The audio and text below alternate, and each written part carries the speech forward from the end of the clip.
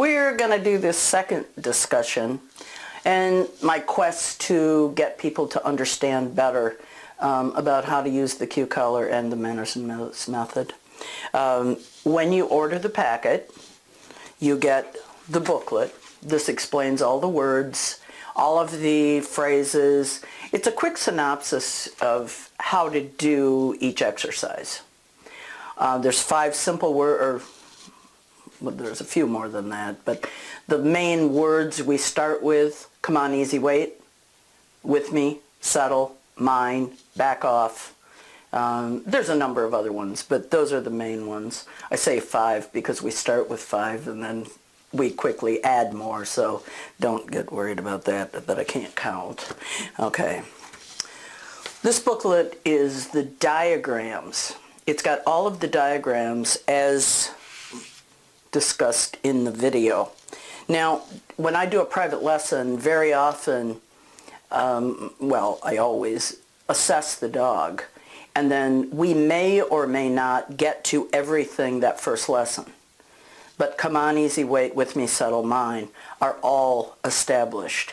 What we do beyond that is you can figure that out from these 2 things. But in the beginning, that's what we do. This is a wonderful booklet. It's about communication. This has a lot of the guidelines concerning how dogs think. Unless you understand how that dog thinks, you're not going to be successful because you're training things that make sense to you, when in fact, the important thing is that the dog understands. So this program is set up and it focuses on what makes sense to the dog. Along with these items, you get 2 cue bones. Now, we talked about that in the last video, the sizes, the colors, all those things. So these are on a collar. So once you get the bones, put them on a collar, you have a cue collar. Until then, you have cue bones.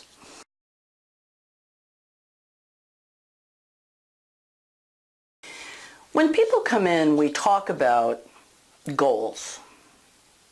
And that's kind of where you need to start, between the goals and what you're starting with. So I have people come up with 3 lists. A list of the good things about the dog. A list of the negatives, the red flags, the things that need to be changed. And then a list of goals. When we start with those 3 areas, we know where we need to go. If you're a marathon runner, you don't need a dog that is a slug. On the other hand, if you really aren't an athlete, you need a dog that may be. All right, now, I play games with pretty much everything we do. And because of that, it makes it a lot of fun. I sound very serious on the video, but the big thing is balance. You have to not only be serious, but you also have to have some fun with it. So in my mind, because I get bored easily, I try to help people understand what their dog was bred to do. Now, in this day and age, we have a lot of dogs, mixtures of dogs. You have to take into consideration every breed that's in that dog. When they come in with a dog that's part Doberman and part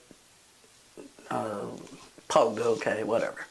All right, you have got both of those characteristics.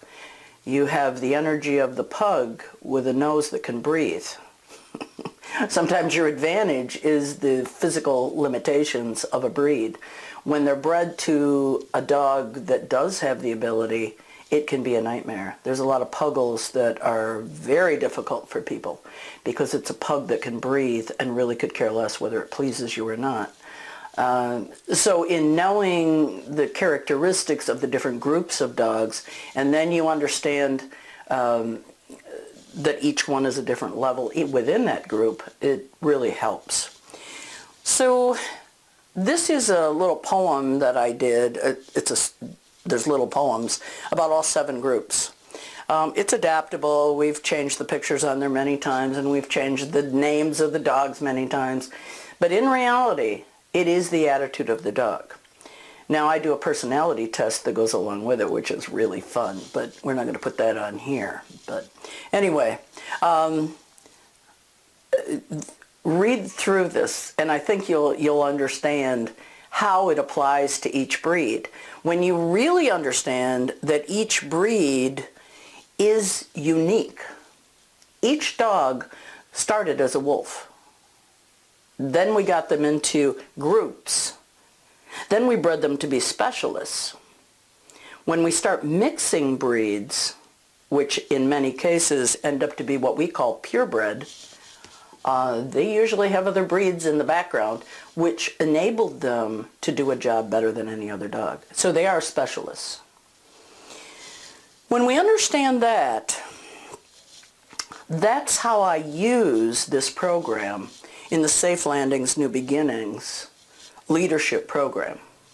This is rescue, rehabilitation, recovery, and then placement. This is for, we don't place people, but this truly is how we use this program. So first we teach people to understand the differences and appreciate the differences. Because the best thing about each dog is also the worst. Pretty much like us.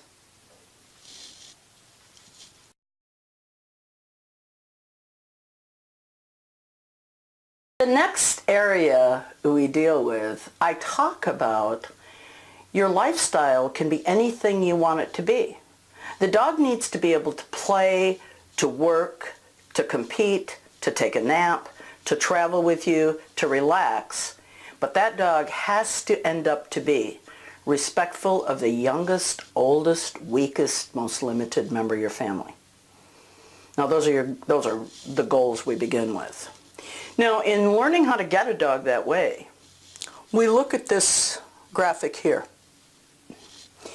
Now, when people are sitting in the chair, I say to them, your dog, right now, is the reflection of the breed, the breeder, the breeding, and every experience up to and including the moment you walk through this door.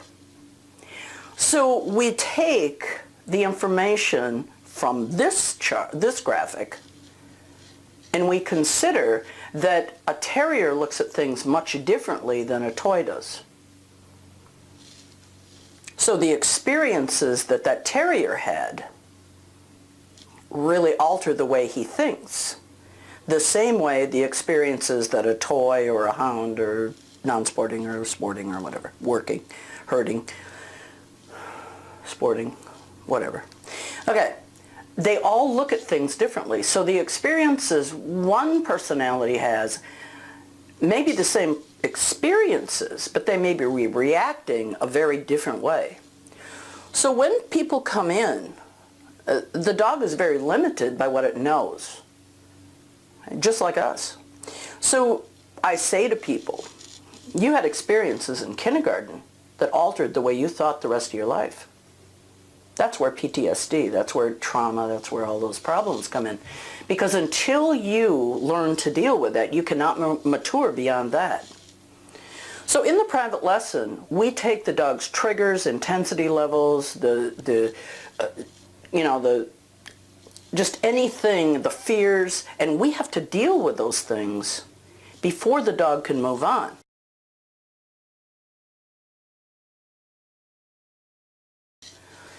So it takes 3 successful repetitions to connect a word with a behavior. So at this point, I would say to somebody, I would look them in the eye, tomato.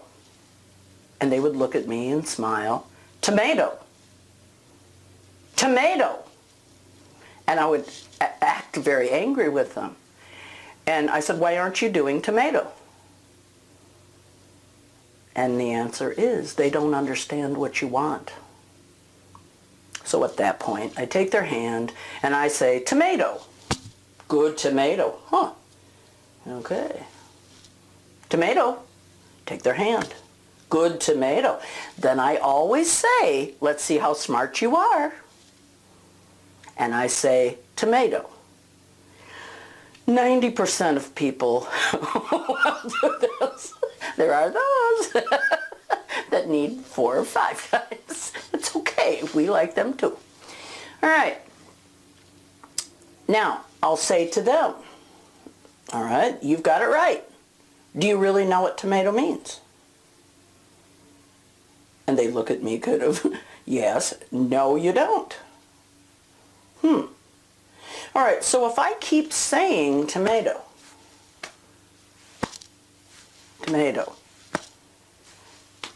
about 2 times, well, depends on the group of dogs you're dealing with. A terrier will do it just about 4 times. And the next time you say tomato, it'll do this. Now, if I let that go, the next time tomato will be this, and this, and this. The only way you are going to have consistent results is if you say tomato and the dog does this. I said tomato. Oh, no wiggle room. Cool. Now we can teach a new behavior. 3 successful repetitions. It's connected.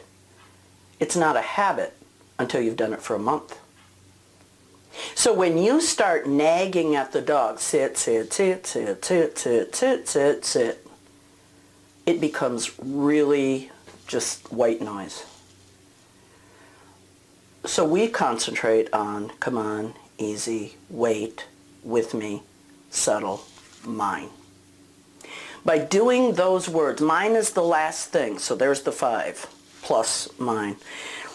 Because we're dealing with the dog's values, we kind of hold off on mine very often. But it's very important.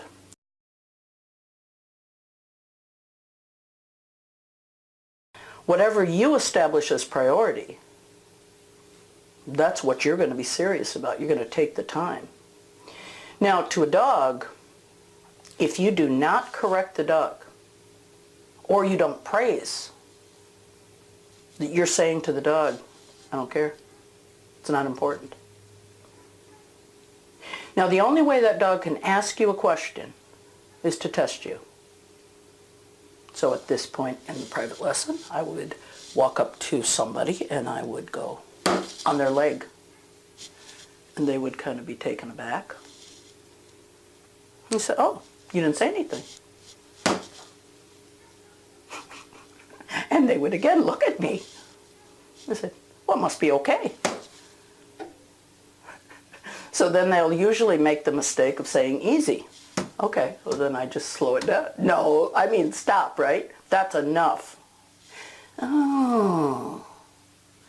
So unless you establish that as a priority, the dog's going to keep doing it.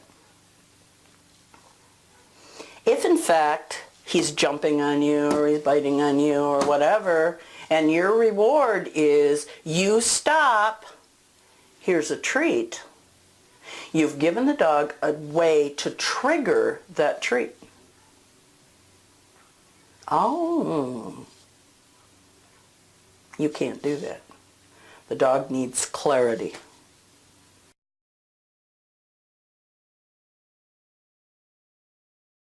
So for the first month, I suggest people take it really easy, just that real elementary stuff.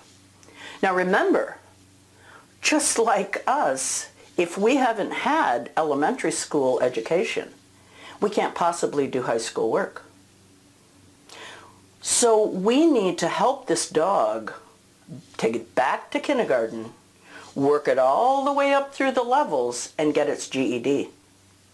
Because at this point, you can't begin doing high school and college level with a dog that doesn't have a clue what you're talking about, with still loaded with a bunch of fears and baggage. If you can't deal with the intensity level, good luck trying to train it. It doesn't care. If it's afraid, it's not going to go in there and perform. So we have to get all this elementary stuff done, and then we're good. Now, after about a month, the dog will become a much better companion. That's where it needs to start. At the end of a month, we can begin to teach any of those performances. But remember, obedience is a performance. Good manners is a lifestyle. And that's where we start.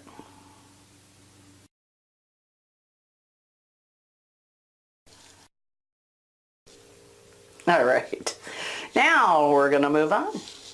Now I would make you sit through this. If we were doing a private lesson, I would have been focused on your dog. We would have been tying the dog. I would be assessing the dog as we're doing this. Sometimes if the dog needs a more calm attitude, I would make the people sit there while we talked. Otherwise, if the dog's got too much attitude, I would do some training first. It just depends on the dog.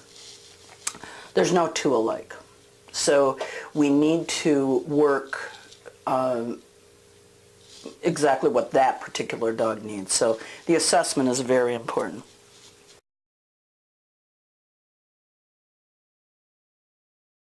All right. Now we talk about, at this point, the value system of dog. There are dogs that are lesser survivors, okay? But for the most part, any of the more intelligent thinking dogs, and I'll get some flack for this, but that's fine. All right, there's 5 values that every dog has. Food, fun, attention, comfort, safety. Those are the only values a dog has. And by the way, they're the only values a child has too. Now, in a pack, in a wolf pack, the pack leader becomes the pack leader because he both supplies those values but also controls those values. So the pack leader supplies the food, but he controls it and he eats first. That individual pack member does not get food on demand.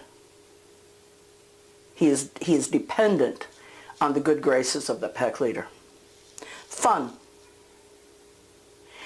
Pack members like to have some fun. Now they think differently, so they can have fun in different ways, but there's no ridiculous play.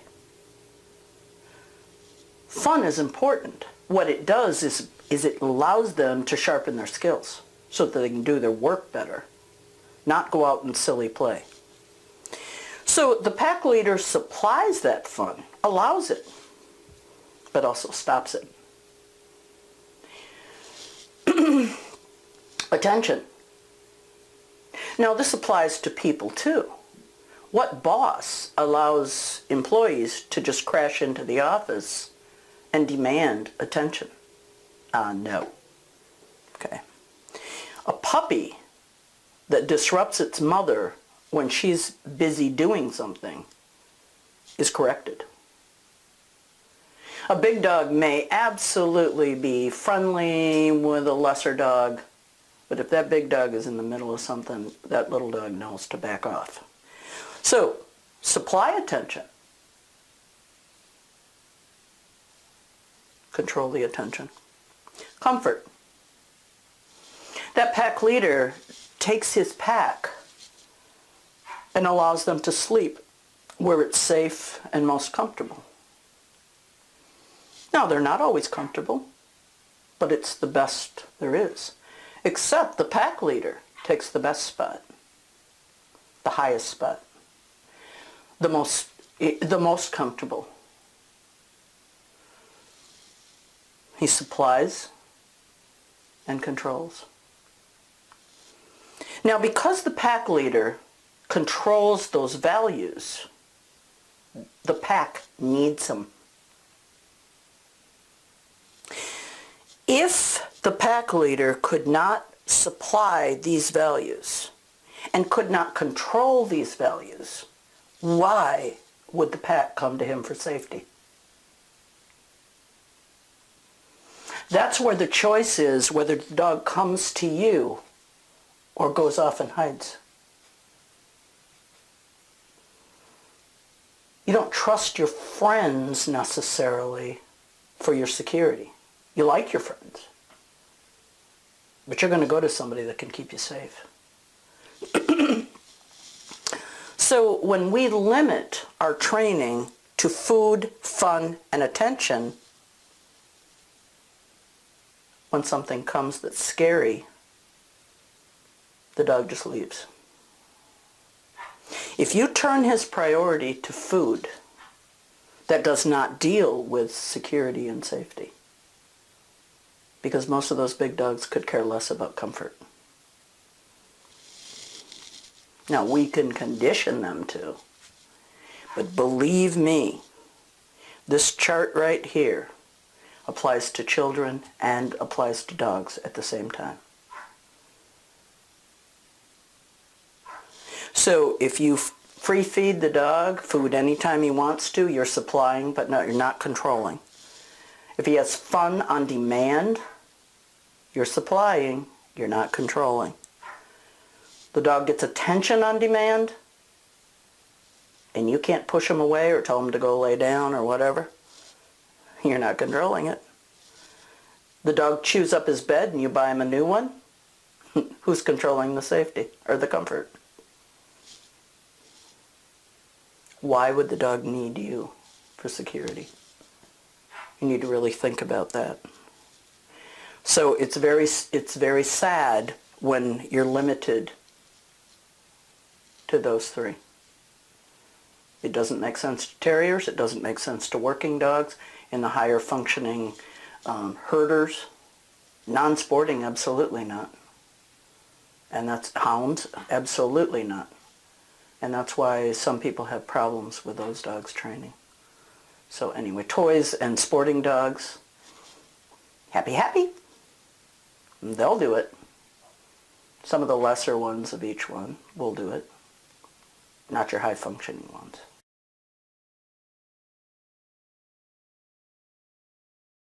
What do you want in a dog?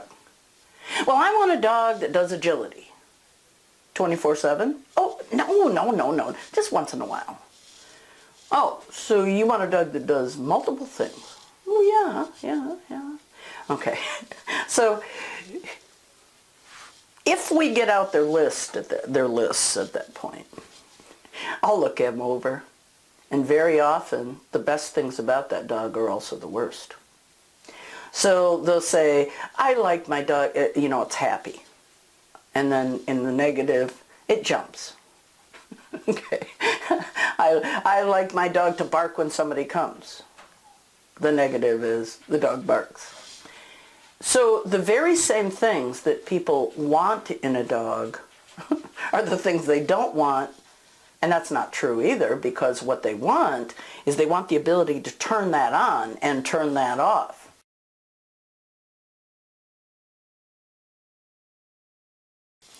So when we start talking about a well-balanced dog, all we have to do is look at this flower. This kind of says pretty much how we train. So in the beginning, in the first introduction, these are your goals. Come on, easy weight with me, settle mine. The dog needs to be patient, trusting, and calm. All right. The next level up, the dog needs to be appropriate, needs to be responsive on a loose lead, whether it's long or short. It needs to have good starts, quick stops. It needs to be steady. It's where you're doing your weights. It's where you put it all together. Now, this is pretty much what I encourage people to do for the first month. The private lesson, we do all of this. This is what they do at home. So they apply it in as many situations as realistically they can. I invite people to come back to drop-in classes, and that helps them, because if they have a problem, they can always come back. But anyway, this core. So instead of, we have a dog, we teach, we go to obedience class, we do agility class, we do conformation class, we do tracking class, we do this. So each one is separate. This is all tied together off the same branch. They're leaves. After that, it's all the performances. And when you do that, it all is based, there's additional words for each thing, but everything is based off those core values. Okay? using food, fun, attention, comfort, safety, the control of.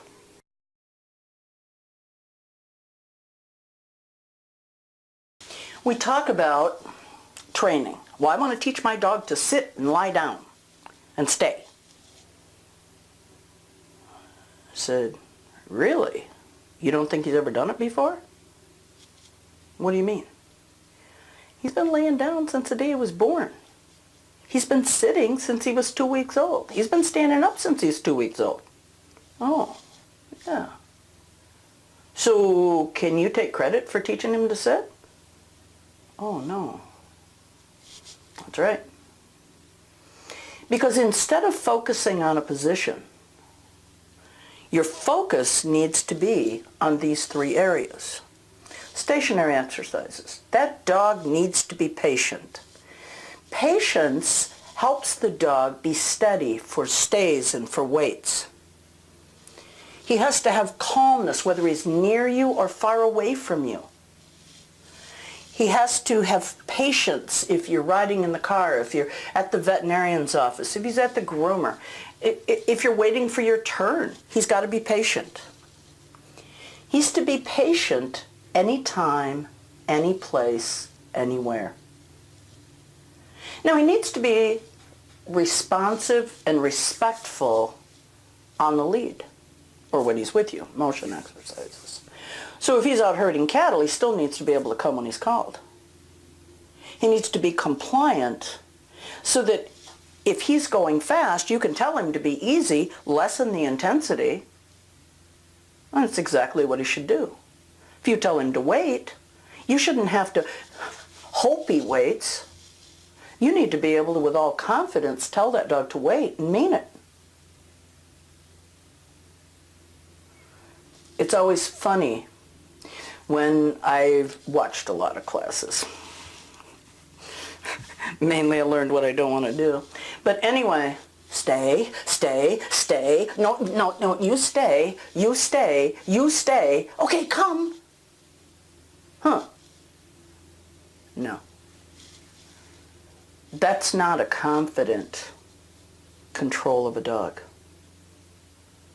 When a dog is out in the field working, it's not hope he stays. You stay. You wait. You with me. Until you have that kind of a relationship, and it doesn't have to be ugly.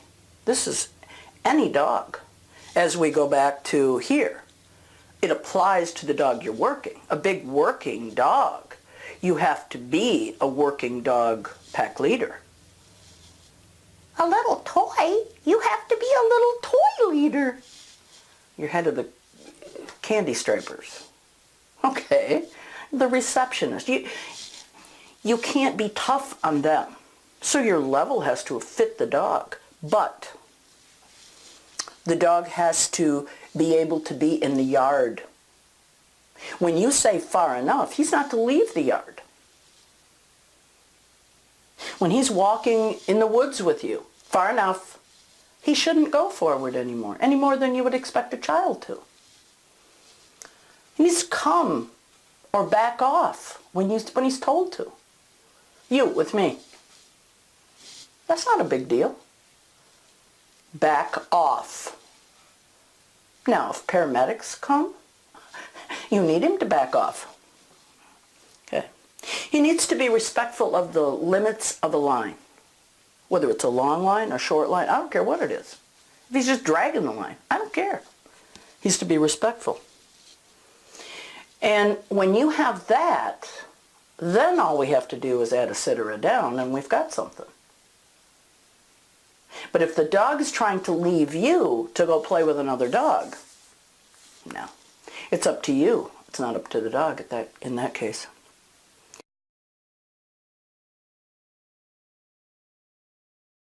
Balance helps him stay sane everywhere. Because if all you do is work with the dog this high level, or you only work this low level, the dog works the average. So the balance allows you go from the lowest of the low to the highest of the high, and the dog will work on an average in the middle. That's what most people need. So if the only outing is a really intense event, that's what you're going to have. You have to balance that.